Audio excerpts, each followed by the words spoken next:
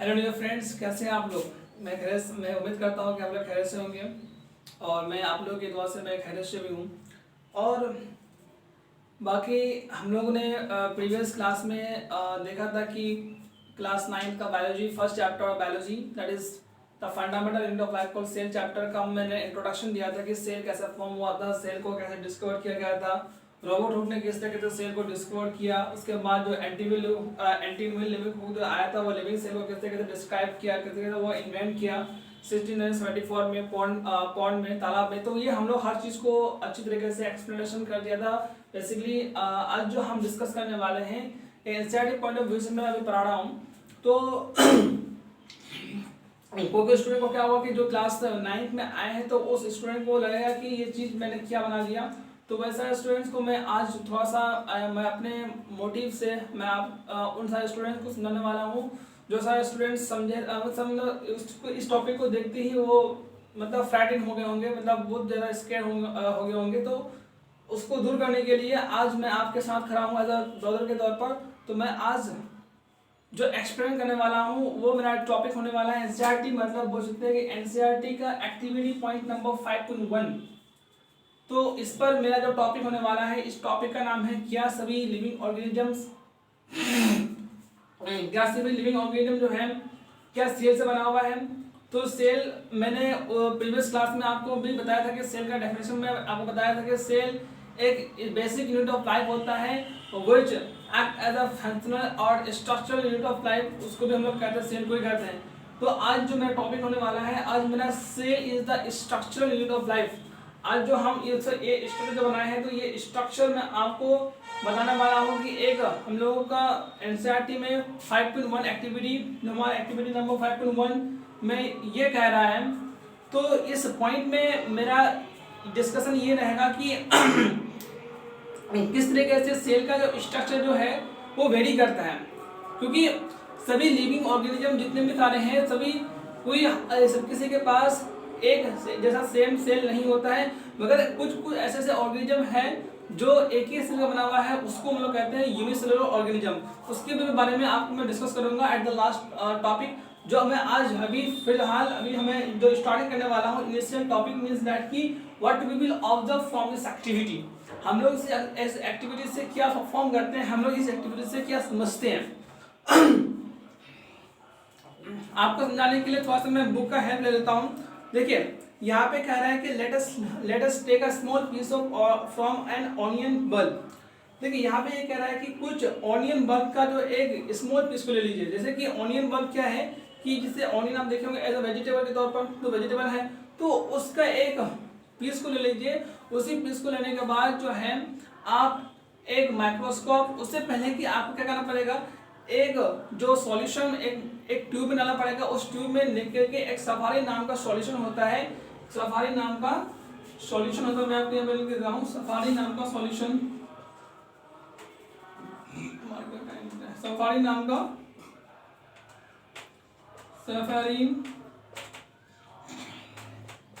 Solution जो होता है उस पर डाल देंगे।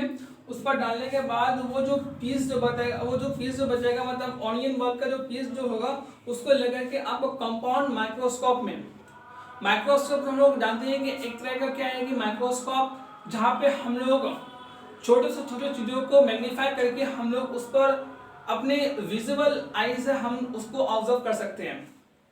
तो मेरा कहने का मतलब यहाँ पे ये है कि जिस तरीके से इस ऑनियन बल्ब को लेने के बाद आप उस सफारी सॉल्यूशन में डालिएगा और सफारी सॉल्यूशन में डालने के बाद फर्दर क्या करना पड़ेगा, आपको उस ऑनियन बल्ब को लेकर के कंपाउंड माइक्रोस्कोप में लेके आना पड़ेगा जो इस प्रकार का होता है। कंपाउंड माइक्रोस्कोप आप लोग खुद देख रहे होंगे, आपको अगर आपके पास अगर एनसीईआरटी बुक है तो आप खुद से आप इसको नोट डाउन कर सकते हैं। तो यहाँ पे कंपाउंड माइक्रोस्कोप है, यहाँ पे एक क्लिप होता है जिसमें एक लेंस होता है, ग्लास लेंस। तो ग्लास लेंस जो होता है उसी पर डाला जाता है उस चीज को। उसी पर डालने के बाद तब जब ऑब्जर्व जो किया गया तो ऑब्जर्व करने के बाद हमें क्या मिलता है, हमें इस तरह का स्ट्रक्चर मिलता है, हमें इस तरह का स्ट्रक्चर मिलता है। अब इस तरह का स्ट्रक्चर जो मिला दो, यहाँ पे साइंटिस्ट लोग कुछ साइंटिस्ट जो है, जो बायोलॉजिस्ट जो होते हैं, तो वो उन्होंने पता लगाया कि नहीं इस प्रकार से जो होता है, तो इसी को नाम दिया गया क्या, इसको सेल ये वाला सेल जो होता है, ये मैंने पहले भी वीडियो में जो बताया था कि कॉर्क जो होता है, तो कॉर्क इसी प्रकार का था। अब मैं यहाँ पे जो ऑनियन बल्ब, जो ऑनियन पीस को लेकर के माइक्रोस्कोप में जब ऑब्जर्व किया गया, तो ऑब्जर्व करने के बाद इस तरह का हम लोगों को स्ट्रक्चर मिलता है। अब स्ट्रक्चर जो मिलता है, तो यहाँ पे एक सेल होता है, इस पर जो है ये वाला जो है, यहाँ पे इस बूंदा जो हम बनाए हैं, तो उसको हम न्यूक्लियस कहते हैं। न्यूक्लियस में हम लोग पढ़ेंगे कि न्यूक्लियस क्या होता है, साइटोप्लाज्म क्या होता है, सेल मेम्ब्रेन क्या होता है। और अभी मैं फिलहाल बता रहा हूँ कि सेल को हम लोग स्ट्रक्चरल यूनिट ऑफ लाइफ क्यों कहते हैं।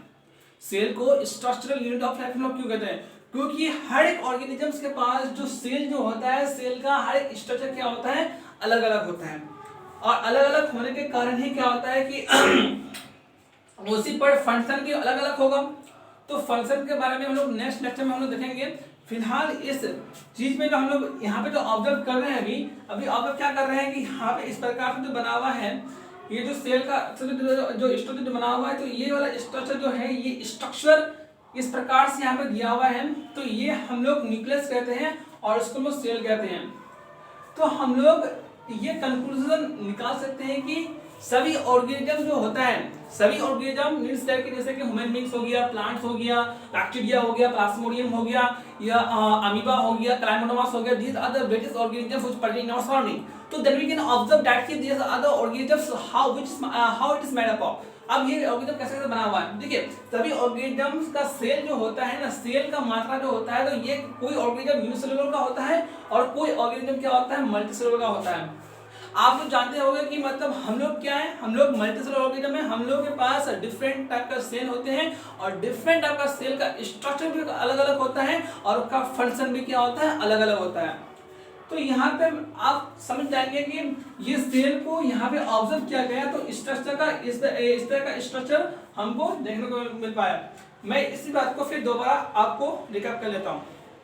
मैंने ये क्या कहा, मैंने शुरू से, मैंने इनिशियल पॉइंट से मैं अभी तक ये बता रहा हूँ कि देखिए यहाँ पे एक एक्टिविटी हम लोग को दिया गया है, जिस एक्टिविटी के माध्यम से हम लोगों को ये समझाने की कोशिश कर रहा है यहाँ पे कि अगर हम लोग ऑनियन बॉल का जो पीस, ऑनियन पीस को ले लेंगे, ऑनियन पीस को लेने के बाद सफारिन सॉल्यूशन में हम लोग डालने के बाद फर्दर हम कंपाउंड माइक्रोस्कोप में अगर हम लोग देखेंगे, तो इस तरह का हम लोगों को स्ट्रक्चर देखने को मिल पाएगा। आप भी अपने बायोलॉजी लैब में या अपने स्कूल के लैब में आप भी इस एक्टिविटी को परफॉर्म कर सकते हैं, ये एक्सपेरिमेंट को आप भी परफॉर्म कर सकते हैं। आप इस तरीके से देख सकते हैं कि ये इस प्रकार से देखने को मिल पाता नहीं मिल पाता। आप खुद जाकर के हम अपने लैब में या अपने स्कूल लैब में या अपने घर में जो भी मतलब माइक्रोस्कोप है, तो ये खुद आप इसको ऑब्जर्व कर सकते हैं।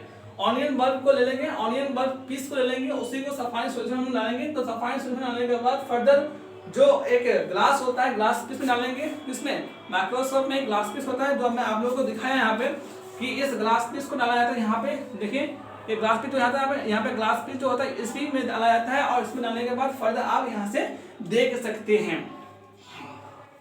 और यहाँ पे बताया गया है कि सेल का स्ट्रक्चर क्या होता है, अलग अलग होता है। और किसमें, मल्टीसेलुलर ऑर्गेनिज्म। मगर क्या होता है कि यूनिसेलुलर ऑर्गेनिज्म में क्या होता है, एक प्रकार का सेल होता है, उसी से ही अलग अलग, उसी से ही फर्दर उसी सेल से बना, उसी सेल से क्या होता है, फंक्शन होता है और एक ही उसी सेल से फंक्शन होता है और वही तरह का स्ट्रक्चर होता है। अब देखिए यहाँ पे बता रहा है यहाँ पे कि temporary mounts of peels different size. तो यहाँ पे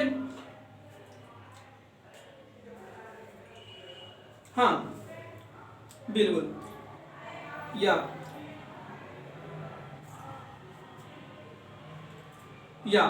तो यहाँ पे आप देख रहे होंगे कि ऑनियन बल्ब का जो स्ट्रक्चर है, यहाँ पे तो स्ट्रक्चर क्या है, यहाँ पे स्ट्रक्चर इसका अलग अलग है, मगर क्या है वही तो ऑनियन बल्ब है ना, ऑनियन बल्ब ही है। तो ऑनियन बल्ब का क्या है कि सिमिलर स्ट्रक्चर मगर डिफरेंट साइज का है, तो इसका साइज अलग अलग होगा।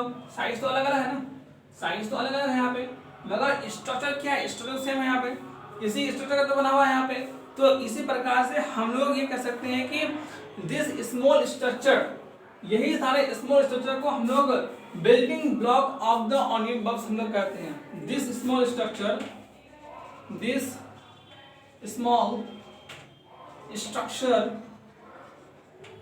structure is known as building block of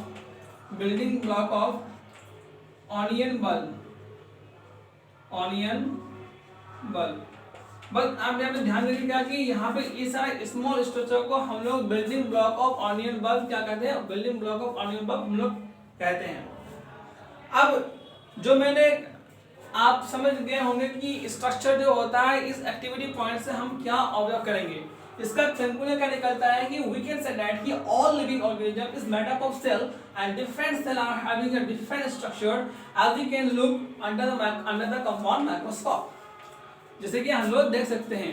तो इसी प्रकार से होता है हमारा ये एक्टिविटी पॉइंट 2.1 का सॉल्यूशन, जो हम लोग इस तरीके से हम लोग इसको ऑब्जर्व करके अपने वर्ड में एक्सप्लेन कर सकते हैं और अपनी तरीके से हम समझ सकते हैं कि सेल का जो है सेल एक स्ट्रक्चरल यूनिट ऑफ लाइफ होता है और फंक्शनल यूनिट ऑफ लाइफ जो होता है। तो फंक्शनल यूनिट ऑफ लाइफ को हम लोग फर्दर नेक्स्ट लेक्चर में उसको हम लोग अच्छी तरीके से एलाबोरेट तरीके से क्या करेंगे, उसको डिस्क्राइब करेंगे, उसको हम एक्सप्लेन करेंगे। अभी के वीडियो में बस आप समझ जाइए कि सेल को हम लोग स्ट्रक्चरल यूनिट ऑफ लाइफ क्यों कहते हैं, ये आप लोग समझ गए होंगे। आई होप कि you all understood this activity as per NCERT point of view.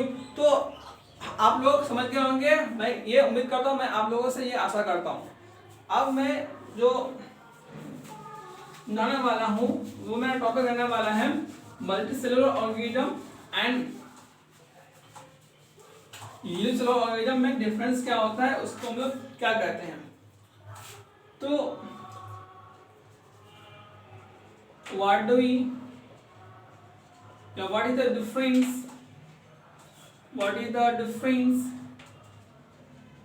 difference between unicellular and multicellular organism। देखिए यहाँ पे बताया जाता है कि यूनिसेलुलर ऑर्गेनिज्म हम लोग किसे कहते हैं। यूनिसेलुलर ऑर्गेनिज्म और मल्टीसेलुलर ऑर्गेनिज्म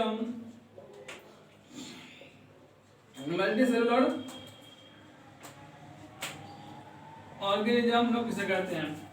यूनिसेलुलर ऑर्गेनिज्म हम लोग उस प्रकार के ऑर्गेनिज्म को कहते हैं जो ऑर्गेनिजम्स एक ही प्रकार के सेल से बना हुआ है। I mean to say that कि those organisms which is made up of only one type of cell in that cell which act a different actions from the same cell। तो those organisms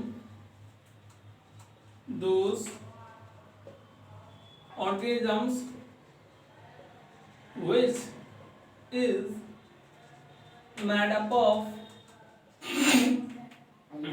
only one type of cell is called unicellular organism। Just इसका opposite आप लिख दीजिए यहाँ पे multicellular organism कि those organism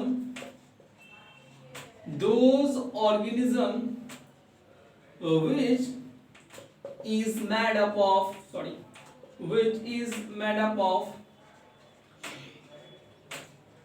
more than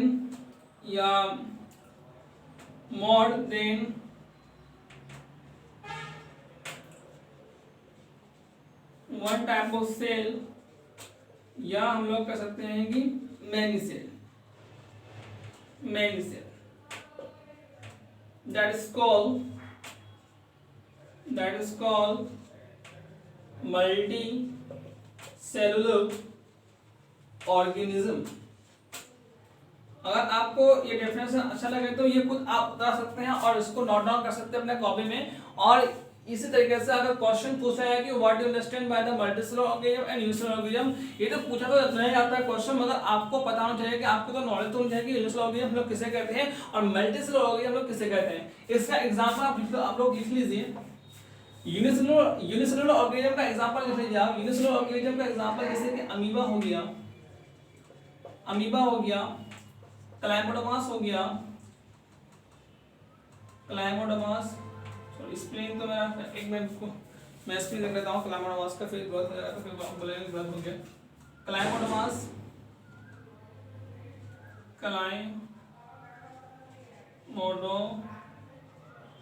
क्लाइमोडोमास हो गया। उसके बाद पैरामीशियम हो गया, पैरामीशियम हो गया, बैक्टीरिया हो गया, और भी बहुत सारे ऑर्गेनिज्म हो जाएंगे। दो यूनिसेलुलर ऑर्गेनिज्म मतलब जो एक ही सेल से बना हुआ होगा। और मल्टीसेलुलर ऑर्गेनिज्म जैसे कि हम लोग ह्यूमन बीइंग्स लिख दीजिए, human beings, animals and plants. और भी ऑर्गेनिज्म होंगे जो भी मतलब जो एक से मोर देन सेल से बना हुआ है या मेनी सेल से बना हुआ है, तो वो सारे ऑर्गेनिज्म को हम लोग मल्टीसेलुलर ऑर्गेनिज्म कहते हैं। जो हमारे उसके इंक्लूडिंग में ह्यूमन बीइंग्स आ गया, एनिमल्स आ गया, ग्रीन प्लांट्स, एल्गी हो जाता है। तो सारे ऑर्गेनिज्म क्या होते हैं, जो मल्टीसेलुलर ऑर्गेनिज्म से मिलकर बना हुआ होता है। ये बात आप लोग समझे होंगे। ये फंगस भी लिख दीजिए यहाँ पे, फंगस अगर आपको लिखना हो तो फंगस भी यहाँ पे लिख दीजिए।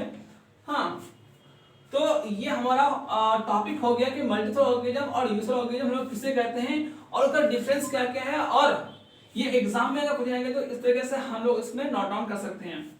बस आप लोग का समझना क्या है कि ये सारे ऑर्गेनिज्म जो होते हैं ये डिफरेंट स्ट्रक्चर बना हुआ होता है। उसका सेल का स्ट्रक्चर जो होता है तो सेल का स्ट्रक्चर अलग अलग होता है। सेल का स्ट्रक्चर क्या होता है, अलग अलग होता है और अलग अलग तरीके से उसका फंक्शन भी होता है। तो ये टॉपिक मेरा यहाँ तक कंप्लीट रहा। और बेसिकली क्या है कि एंड सॉरी एक मिनट मैंने क्लिक कर दिया। मैं आप लोगों से सॉरी बोलूंगा कि फंगस ये यूनिसेलुलर नहीं बल्कि ये मल्टीसेलुलर ऑर्गेनिज्म हो जाएगा। हाँ, फंगस ये मल्टीसेलुलर ऑर्गेनिज्म हो जाएगा। फंगस ये मल्टीसेलुलर, फंगस यहाँ पे लिख दीजिए आप, और लिखना हो तो आपको फंगस मल्टीसेलुलर ऑर्गेनिज्म हो जाएगा। तो यहाँ पे इस तरीके से आप यहाँ पे आपको इस तरीके से यहाँ पे आप लिख सकते हैं। बाकी बैक्टीरिया वगैरह, क्लाइमोडोमास, पैरामीशियम, ये ऑर्गेनिज्म हो गया आपका यूनिसेलुलर ऑर्गेनिज्म में। तो फ्रेंड्स आप लोग समझे होंगे कि मेरा एक्टिविटी पॉइंट जो एनसीईआरटी एक्टिविटी पॉइंट 5.1 का क्या कंक्लूजन निकलता है और किस तरीके से हम लोग को जानिए और किस तरीके से हम लोगों को यहाँ पे अपने तरीके से कंप्रीहेंड नहीं चाहिए और कैसे हम लोग इस चीज को समझ सकते हैं। और इसी पॉइंट ऑफ व्यू से ज़्यादातर क्वेश्चन पूछते हैं एग्जाम में या आपके टेस्ट में पूछे जाएंगे। तो ये कोई खास टॉपिक नहीं है, बस आपको समझने की कोशिश करना होगा कि सेल का जो है ये स्ट्रक्चर क्या होता है, अलग अलग होता है। और सेल एक स्ट्रक्चरल यूनिट ऑफ लाइफ भी हम लोग कहते हैं। और इसी एक्टिविटी से आपको यहाँ पे कंक्लूजन निकलता है कि सभी लिविंग ऑर्गेनिजम्स डिफरेंट टाइप से बना हुआ होता है और कुछ ऑर्गेनिज्म जो होता है वो एक प्रकार का ही सेल से बना हुआ होता है जिसको हम लोग यूनिसेलुलर ऑर्गेनिज्म कहते हैं, जिसके अंदर हमारा including example like amoeba, chlamydomonas, paramecium, these are the things. अब जो है आप लोग समझे होंगे और मैं यहीं तक वीडियो को समाप्त करता हूं। फिर हम जो नेक्स्ट टॉपिक जो मेरा रहने वाला होगा वो मेरा रहने वाला है एपिसेंस की मतलब कौन कौन से साइंटिस्ट किस किस तरह सेल को डिस्क्राइब किया। हालांकि सेल को डिस्क्राइब करने में तो हम लोग रोबोट हुक है, तो वो रोबोट हुक होने के बाद जैसे कि न्यूक्लियस हो गया, प्रोटोप्लाज्म हो गया, कैसे कैसे सेल को डिस्क्राइब किया। एक और वीडियो मेरा रहने वाला है उसी प्रोसेस से। अब बाकी हम कंटिन्यू करेंगे कि साइटोप्लाज्म किसे कहते हैं, न्यूक्लियस किसे कहते हैं। ये सारी चीज हम लोग अपने कंटिन्यू लेक्चर में, अपने नेक्स्ट लेक्चर में हम क्या करेंगे, फर्दर डिस्क्राइब करेंगे, फर्दर उसको हम लोग एक्सप्लेन करेंगे। मैं यहाँ तक आप लोगों तक समाप्त करता हूँ। आप लोग बखूबी समझे होंगे कि मेरा पर्सपेक्टिव क्या रहा और आप लोग अच्छी तरीके से समझे होंगे, मैं ये उम्मीद करता हूँ। ठीक है दोस्तों, थैंक यू, जय हिंद, जय भारत।